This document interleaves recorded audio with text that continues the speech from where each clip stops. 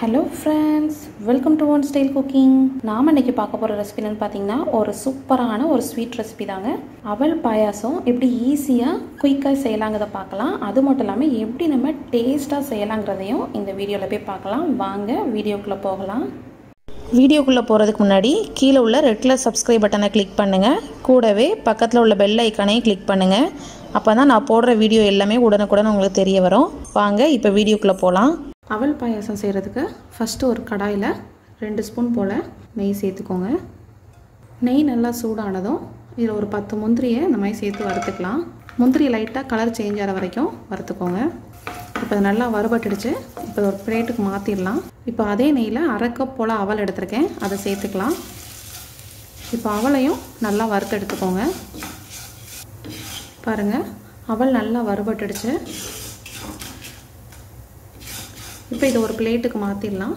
இப்போ அதே பேனில் நான் ஒரு 3 கப் அளவு காய்ச்சின பால் எடுத்திருக்கேன், அதை சேர்த்துக்கலாம். இப்போ இந்த பால் நல்லா கொதிச்சு நல்லா கொஞ்சம் வற்றி வரணும். இப்போ சைடில் இன்னொரு அடுப்பில் 3/4 கப் போல் வெல்லம் எடுத்திருக்கேன். இது கூடவே ஒரு 1/4 கப் போல் மட்டும் தண்ணி சேர்த்துக்கலாம். இப்போ பாகு கன்சிஸ்டன்சி அதெல்லாம் எதுவுமே தேவையில்லைங்க. இந்த வெல்லம் நல்லா கரைஞ்சா போதும். நீங்கள் வெல்லத்துக்கு பதிலாக நீங்கள் ஒயிட் சுகர் கூட சேர்த்துக்கலாம். வெல்லம் சேர்க்குறப்ப ஒரு டிஃப்ரெண்ட்டான டேஸ்ட் இருக்கும், சூப்பராக இருக்கும். இப்போ நல்லா கரையட்டும். இப்போ பால் பார்த்திங்கன்னா நம்மளுக்கு நல்லா கொதிச்சிருச்சு. நம்ம ஏற்கனவே ரோஸ்ட் பண்ணி வச்சுருந்தோம்ல அவல், அந்த அவல் சேர்த்துக்கலாம். அவல் சேர்த்து 2 நிமிஷம் மிக்ஸ் பண்ணால் போதும், நம்ம நல்லா குக் ஆகிடும். அது மட்டும் இல்லாமல் அவல் சேர்த்ததும் கொஞ்சம் நம்மளுக்கு திக்னஸும் கொடுக்கும். இப்போ நல்லா 2 நிமிஷம் நல்லா கொதிக்கட்டும். இப்போ இது கூட கொஞ்சமாக ஏலக்காய் தூள் சேர்த்துக்கலாம். பாருங்கள், இப்போ நல்லா நம்மளுக்கு அவல் நல்லா குக்காக இருக்குது. அது மட்டும் இல்லாமல் கன்சிஸ்டன்சி நம்மளுக்கு கரெக்டாக வந்திருக்கு. இப்போ நம்ம வெல்லம்லாம் சேர்க்குறப்ப நம்மளுக்கு கரெக்டாக இருக்கும்.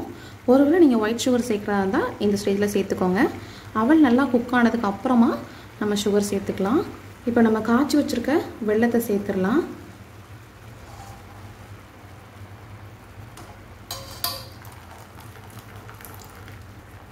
உங்களோட ஸ்வீட்னஸ்க்கு ஏற்றால நீங்கள் வெல்லம் சேர்த்துக்கோங்க.